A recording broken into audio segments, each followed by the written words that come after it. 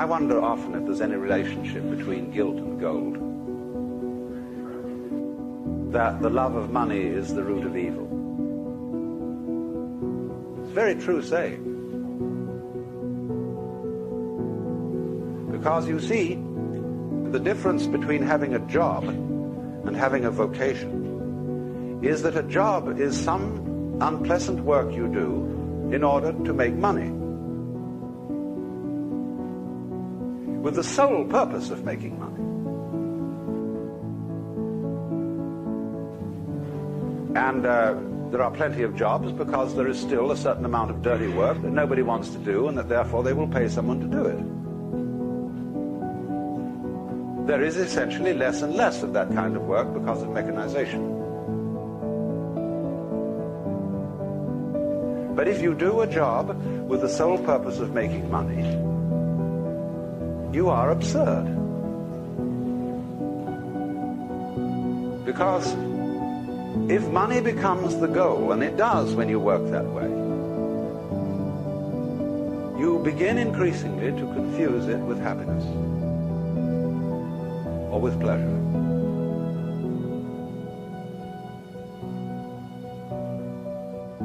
Yes, one can take a whole handful of crisp dollar bills and practically water your mouth over them. But this is this kind of a person who is confused like a Pavlov dog who salivates on the wrong bell.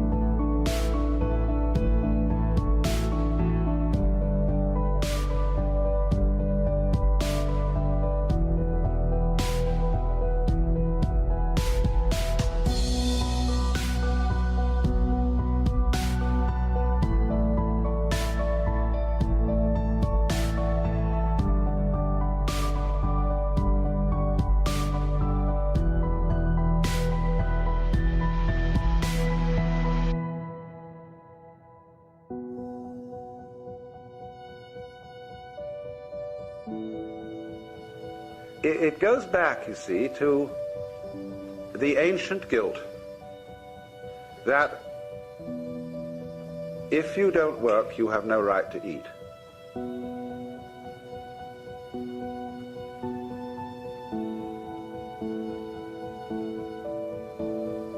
That if there are others in the world who don't have enough to eat, you shouldn't enjoy your dinner even though you have no possible means of conveying the food to them.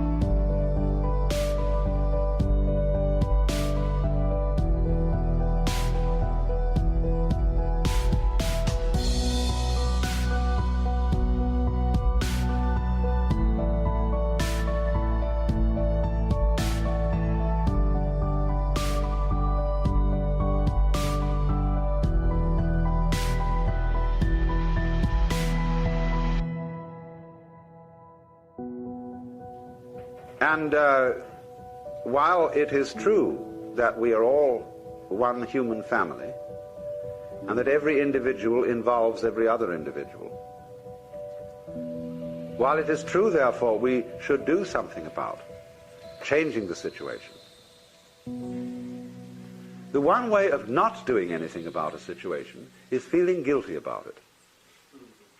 Because when people feel guilty about a situation, most usually, instead of doing something practical to change it, they resort to all sorts of symbolic methods of expiation. They go to confession. They see an analyst. They do all kinds of things which will be ways of actually not doing anything about the problem, but feeling all right about it instead. And guilt invariably produces that sort of reaction.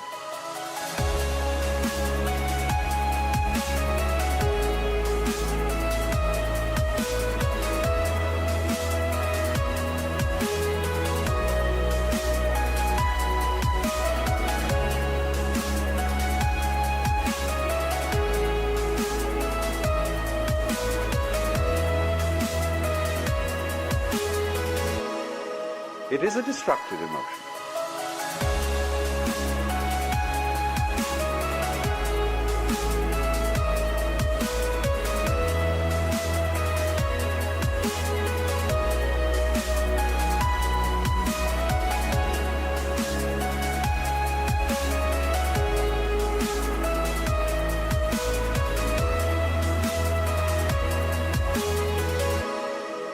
And instead, we need to have a different attitude to our mistakes and to our misdeeds. Walt Whitman always admired animals because they do not lie awake at night and weep for their sins. Our animals are practical in the real sense, as are children who haven't been taught Search for dollars, sir. This extraordinary hang-up of guilt. It is a coming back. Because if you have done something wrong, or you have made a mistake, and somebody makes you ashamed of it, Is that scary? and guilty, you run around licking the sores of your wounded ego, because you feel your pride has been hurt.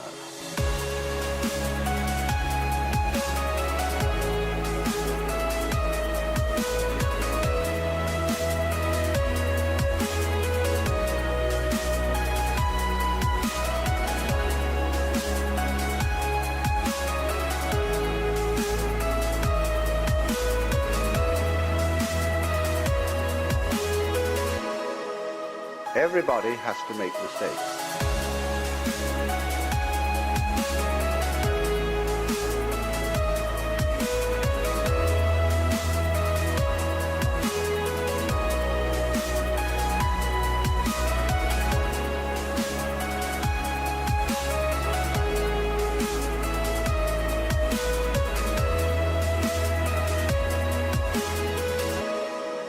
You can't learn anything unless you make mistakes. We find, for example, in Japan, the Japanese have a terrible hang-up about making mistakes. They, therefore, never have the courage to practice their English properly. They've had 7 years of English in school, most of it very, very badly taught, and it's irrelevant English. They learn all about Shakespeare and Dickens and Thackeray and Thomas Hardy and so on, and therefore they can't carry on an everyday conversation. So they are ashamed to try out their English unless drunk. So if you want to get into conversation with the Japanese in English, you have to go to bars. And then they say university students and so on there will loosen up and talk. Because they no longer have the inhibition, the shame of saying the wrong thing.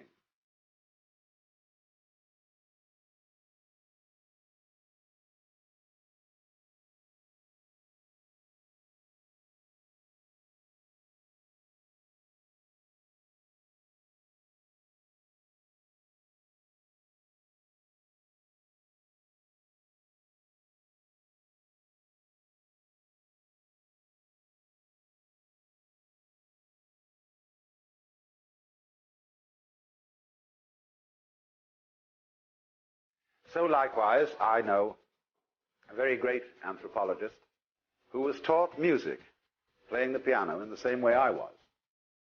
When I was taught music, the school mom who taught me used to put an India rubber, an eraser it's called in this country, on the top of each hand so that I would have my hands in good posture. And every time I'd play a wrong note, she'd hit my fingers with a pencil. And this great anthropologist had had a similar sort of musical education. And when confronted with the piano in the presence of an absolutely marvelous teacher in San Francisco, she said she was amazed. He was completely incapable of reading notes.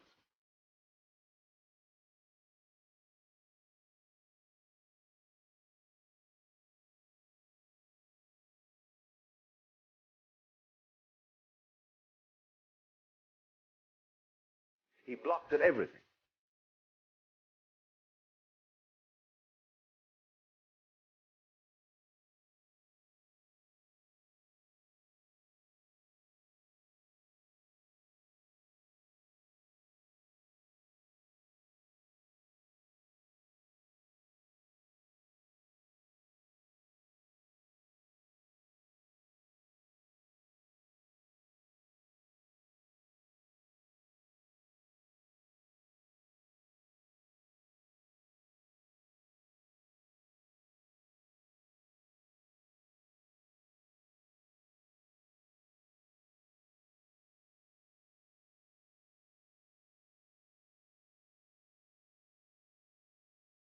So, another great teacher of the piano I knew said simply, you must not be afraid of playing wrong notes.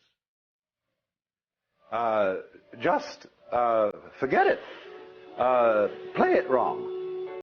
And then eventually go over it again and you'll eventually get it right. But you must not block. Always keep the same rhythm going, even if you have to slow it down. But keep the proportionate rhythm of one note to another. And if it's the wrong note, play the wrong note, as long as you play something in the right rhythm.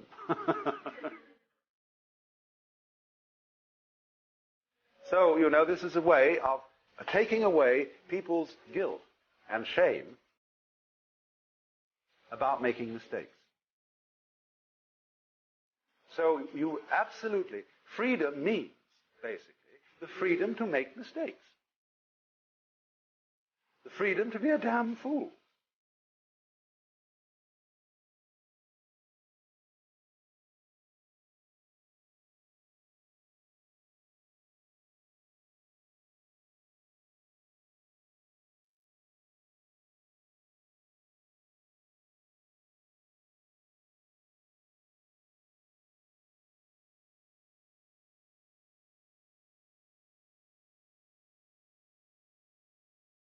And then not to recriminate with yourself when you do finally realize that it was a mistake, but simply don't do it again. Or at least do it less often.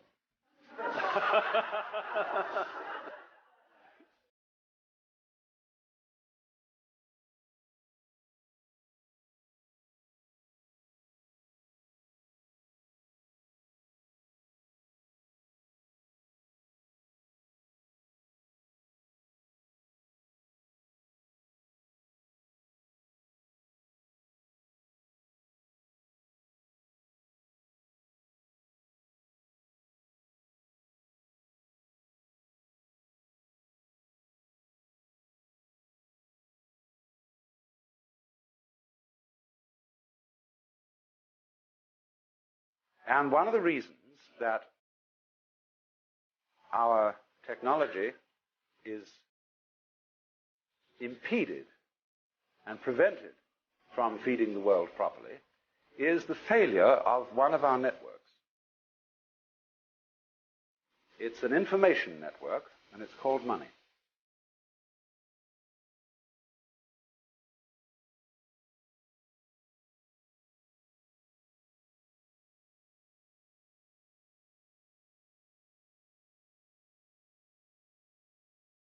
About which we have psychological blocks, which have been gone into at some length by Freud, who equates our valuation of money with our attitude to excrement.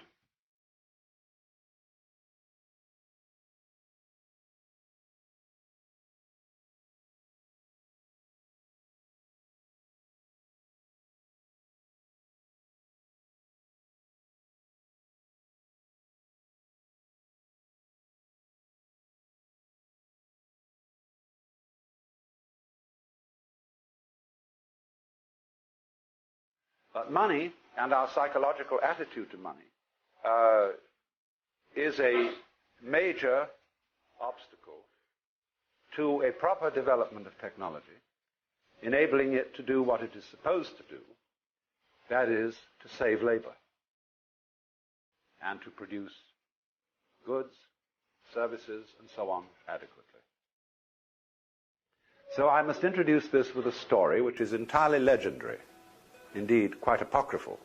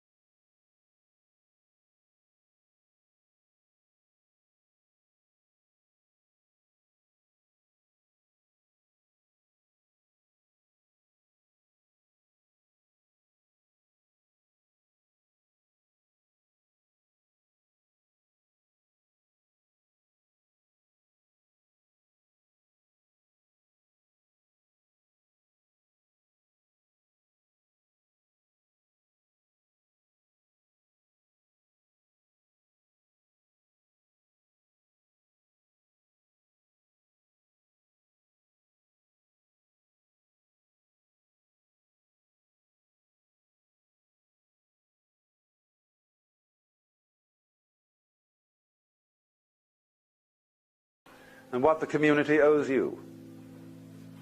It is, of course, as you all know, a substitute for barter. If you worked on a farm, and the farmer paid you in terms of ears of corn, onions, cabbages, and other vegetables, and yet you wanted a pot and pan of some kind, and you took a few vegetables over to the man who so made pots and pans, and you swapped.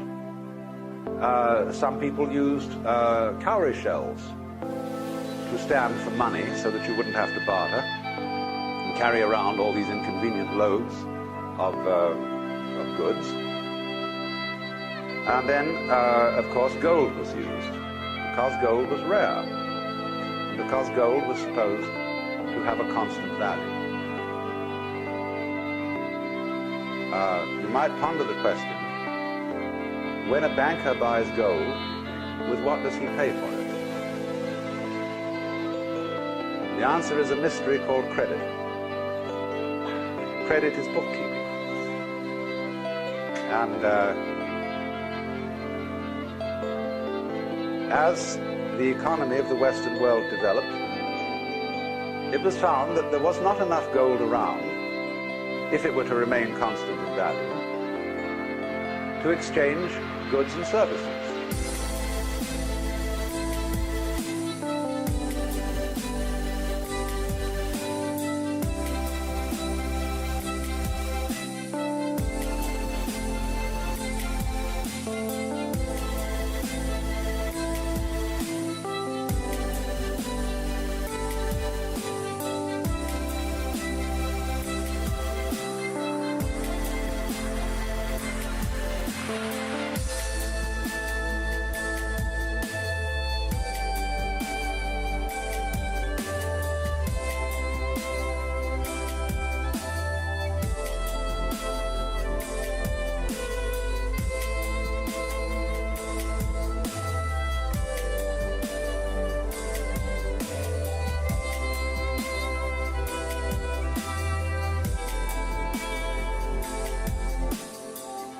You could, of course, have changed the picture by putting down the price of goods and services to keep pace with the amount of gold in circulation.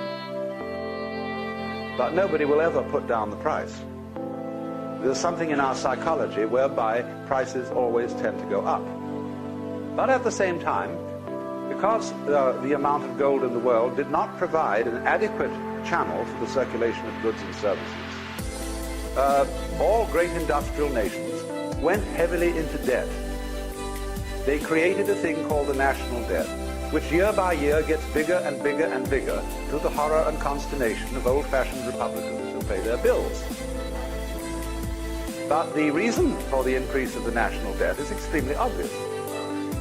It is that with an expanding gross national product, there needs to be more and more money, that is to say, tokens of exchange, in order to circulate the amount of goods produced, which is ever increasing.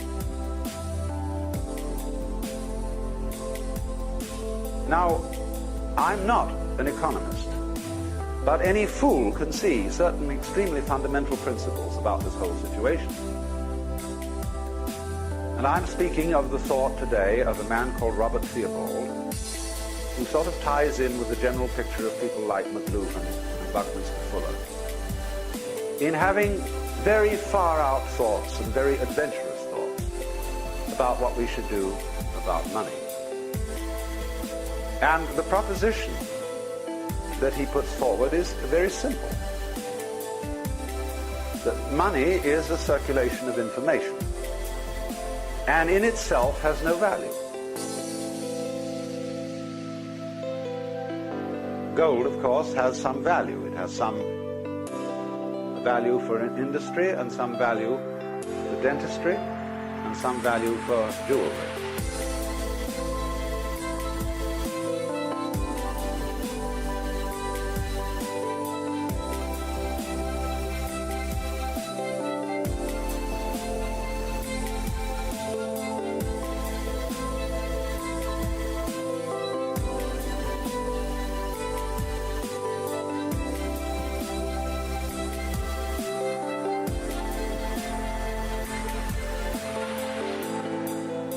but as a means of exchanging the goods and services of the world.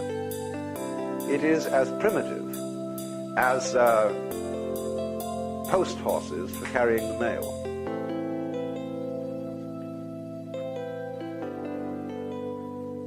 We must recognize then that money is a pure abstraction. I was on a television show a little while ago with Ted Sorensen and Raymond Moley. And they were having a long, long discussion, which sounded like something that goes on in a smoke-filled back room of party bosses, where they were talking about the prospects for the Republican Democratic parties in 1968. And then they got onto the question of automation and the problems of unemployment that it was making and the difficulties of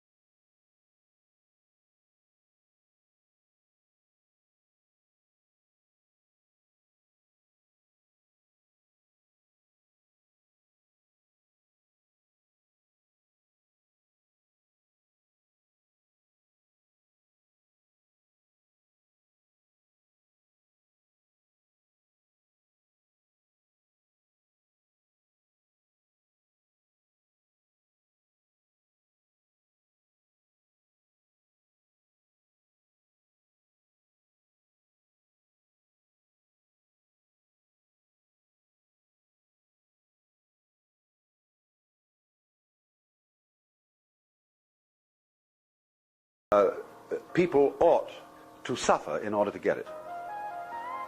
But the whole point of the machine is to relieve you of that suffering. It is an ingenuity. You see, we are psychologically back in the 17th century and technically in the 20th. And here comes the problem. So, what we have to find out how to do is to change the psychological attitude to money and to wealth, and furthermore to pleasure, and furthermore to the nature of work. And this is a formidable problem. It requires the best brains in public relations, in propaganda, in all that kind of thing, in all the media, television, radio, newspapers, everything, to try to get across a message to the vast general public about what money is. You see, the difficulty is this. When the public suspects that the money that is being issued, the dollar bills being issued by the government, are only paper and stand only for paper, they start putting up prices. So you get an inflationary situation where the more paper money there is, the higher and higher and higher the prices go. Which is a very stupid psychological maneuver. And people have to be persuaded. The least effective way of persuading people is passing laws. But they have to be persuaded somehow not to put up the prices, but to play fair with each other and keep some sort of standard correspondence between how much is produced and how much credit is issued.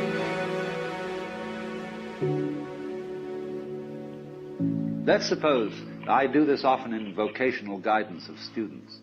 They come to me and say, well, we're getting out of college and we haven't the faintest idea what we want to do. So I always ask the question, what would you like to do if money were no object? How would you really enjoy spending your life?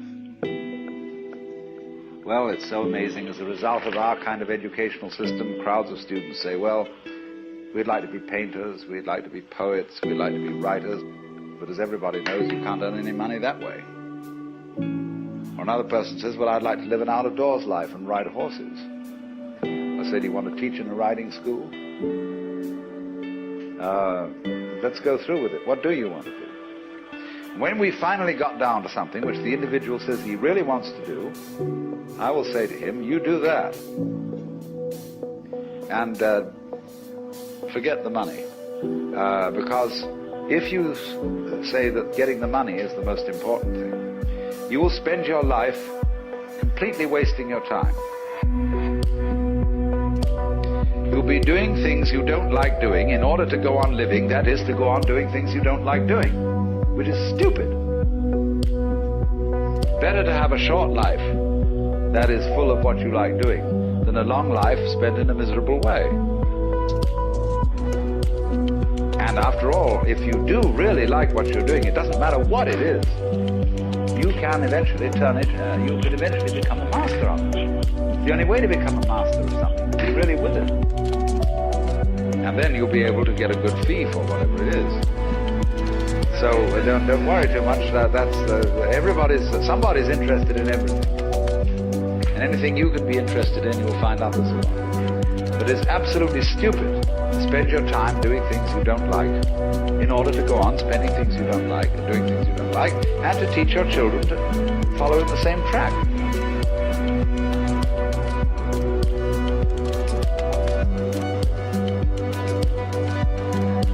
See, what we're doing is we're bringing up children and educating them to live the same sort of lives we live, in order that they may justify themselves and find satisfaction in life by bringing up their children, to bring up their children to do the same thing, so it's all wretch and no vomit. It never gets there.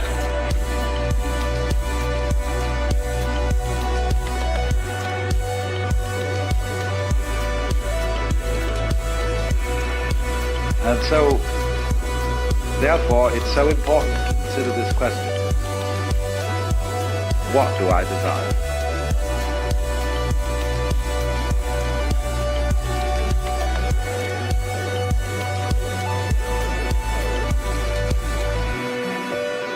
Well, when we answer that question in a naive way, we figure out that we want a desire, what we want is to control everything. To create girls that don't grow old, apples that don't rot, clothes that never wear out, conveyances that get from one place to another instantly.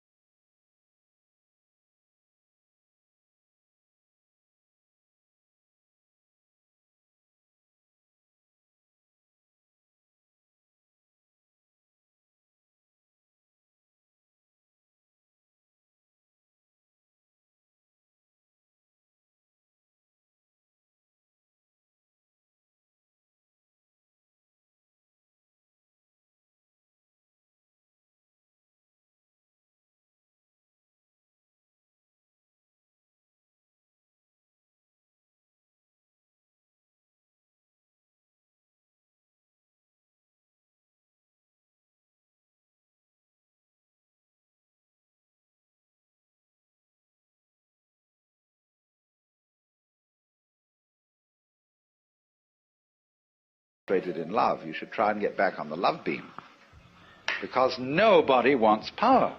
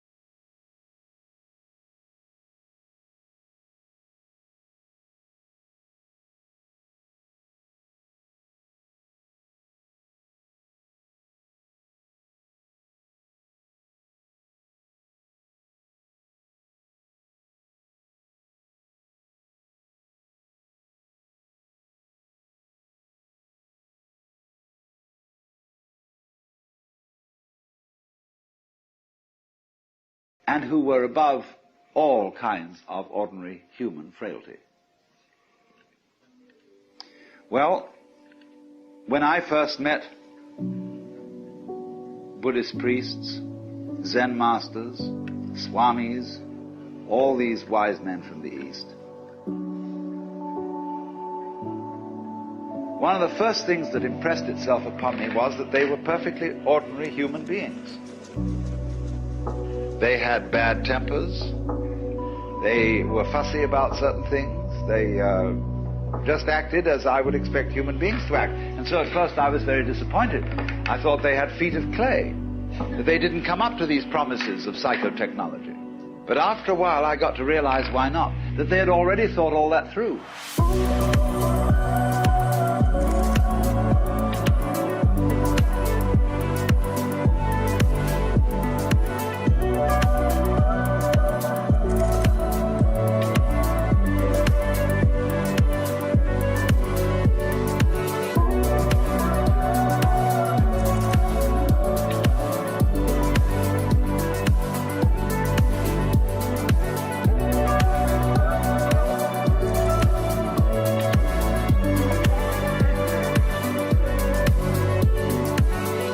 They had thought through what might be done if one had all these powers, and had decided that wasn't what they wanted.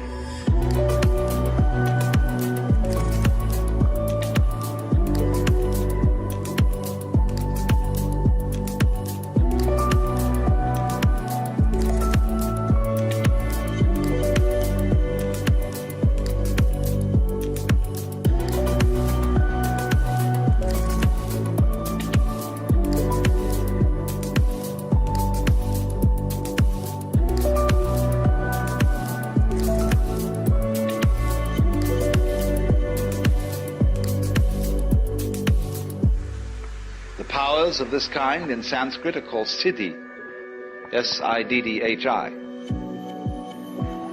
But there is hardly one decent scripture or text on yoga that does not say again and again, if you get siddhi, ignore them.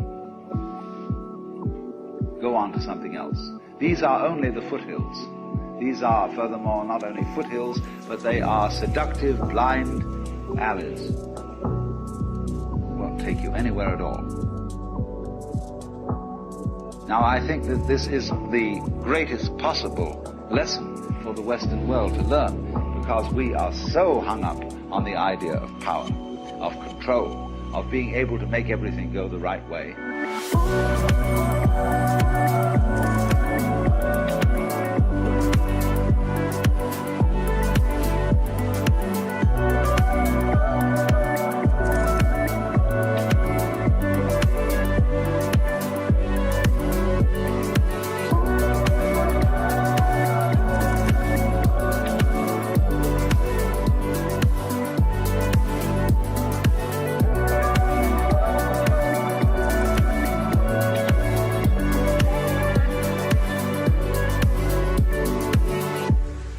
And if we've never thought it through, when you get control of it, what are you going to do with it?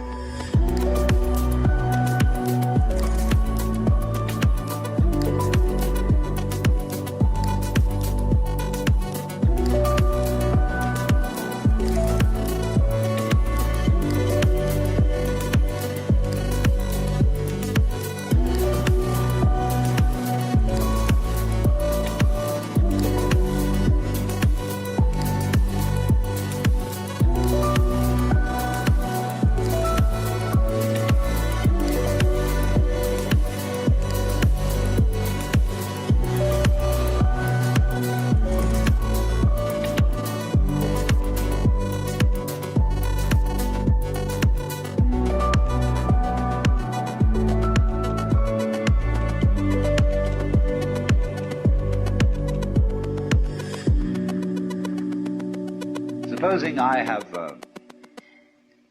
I'm an alchemist.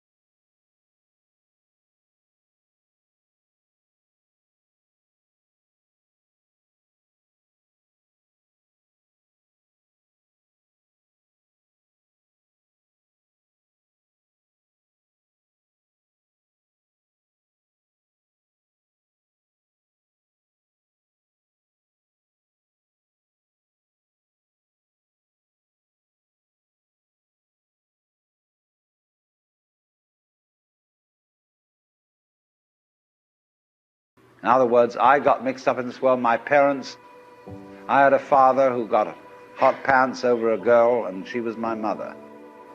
And he was just a horny old man. And as a result of that, I got born. And I blame him for it and say, well, that's your fault. You've got to look after me.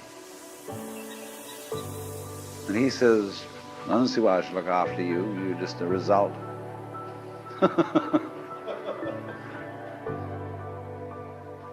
But let's suppose we admit that I really wanted to get born.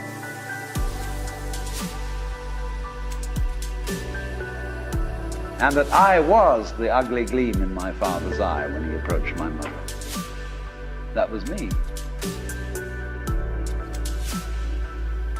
I was desire, and I deliberately got involved in this thing. And that even if I got myself into an awful mess, and I got born with syphilis and the Great Siberian Itch and tuberculosis and in the Nazi concentration camp, nevertheless, this was a game which was a very far-out play. It was a kind of cosmic masochism. But I did it. Isn't that an optimal game rule for life? Because if you play life on the supposition that you're a helpless little puppet that got involved, or if you play it on the supposition that it's a frightful, serious risk and that we really ought to do something about it and so on, it's a drag.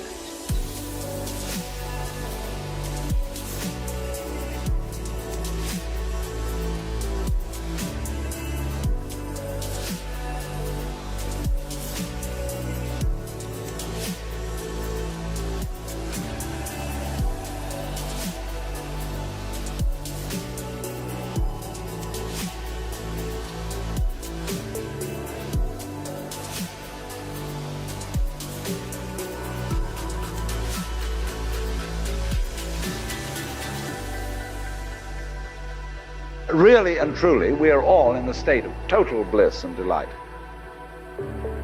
But we are going to pretend we aren't just for kicks. You play non-bliss in order to be able to experience bliss. And you can go as far out as non-bliss as you want to go. And when you wake up, it'll be great. You know, you can slam yourself on the head with a hammer because it's so nice when you stop. And it makes you realize, you see, how great things are when you forget that that's the way it is. And that's just like black and white. You don't know black unless you know white. You don't know white unless you know black. It's simply fundamental. So then, my metaphysics, let me be perfectly frank with you, are that there is the central self. You can call it God, you can call it anything you like. And it's all of us. It's playing all the parts of all beings whatsoever, everywhere and anywhere. And it's playing the game of hide and seek with itself. It gets lost, it gets involved in the farthest out adventures, but in the end, it always wakes up and comes back to itself. And when you're ready to wake up, you're going to wake up. And if you're not ready, you're going to stay pretending that you're just a little, poor little me.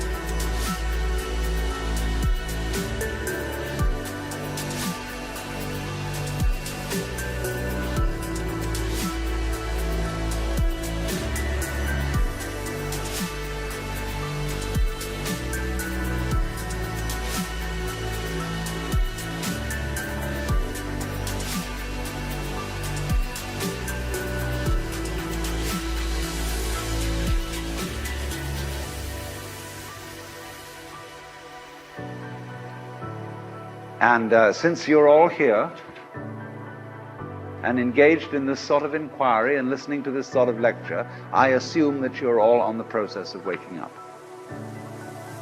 Or else you're teasing yourselves with some kind of flirtation with waking up, which you're not serious about.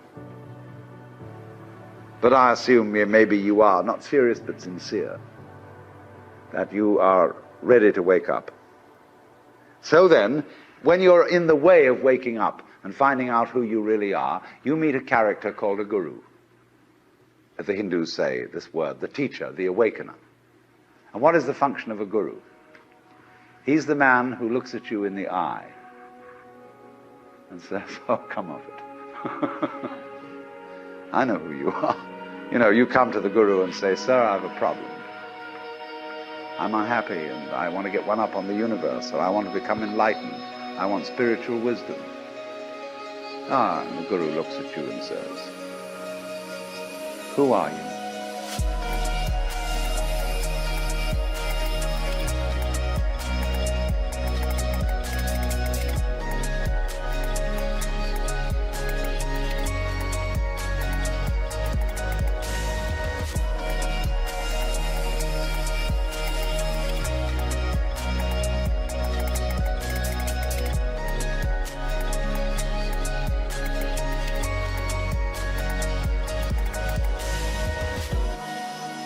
You know Sri Ramana Maharshi, that great Hindu sage of modern times? People used to come to him and say, Master, who was I in my last incarnation? And he would say, who is asking the question? And he'd look at you and say, basically, go right down to it. You're looking at me, you're looking out, and you're unaware of what's behind your eyes. Go back in and find out who you are, where the question comes from.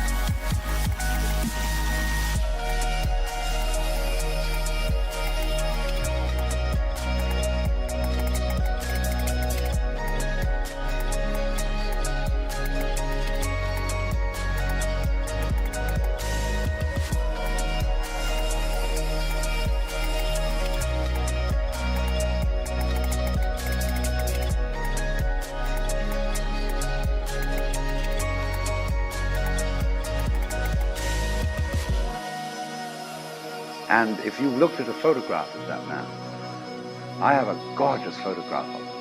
And you look in those, I walk by it every time I go out of the front door. And I look at those eyes and the humor, the lilting laugh that says, oh, come off it,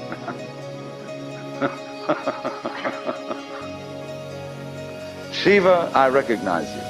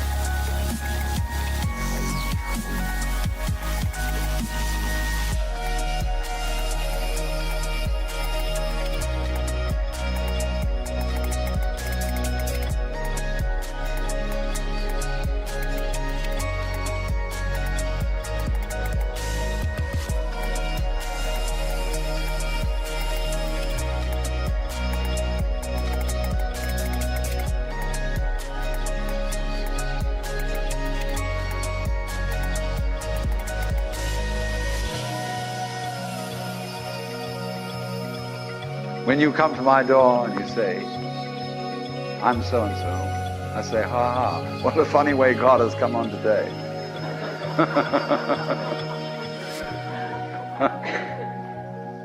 There are all sorts of tricks, of course, that gurus play. They say, well, we're going to put you through the mill. And the reason they do that is simply that you won't wake up until you feel you've paid a price for it.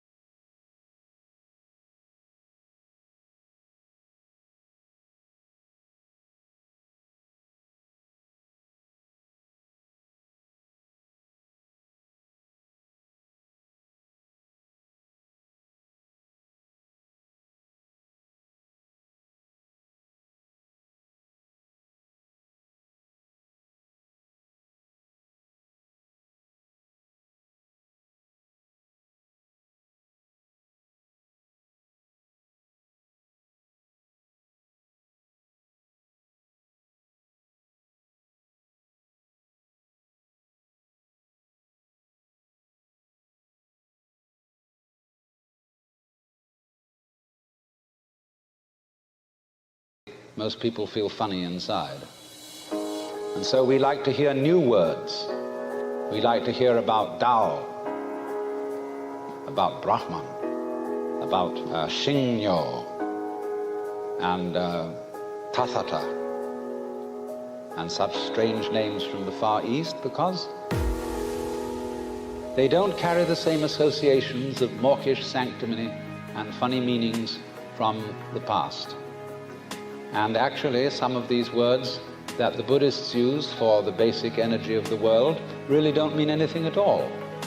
The word tathata, which is translated from the Sanskrit into suchness or thusness or something like that, really means something more like dadada, based on the word tat, which in Sanskrit means that. And so in Sanskrit it is said, Tattvam asi, that thou art, or in modern American, you're it. But da, that's the first sound a baby makes when it comes into the world. Because the baby looks around and says, da, that. And fathers flatter themselves and think it's saying dada, which means daddy. But according to Buddhist philosophy, all this universe is one tatata. That means 10,000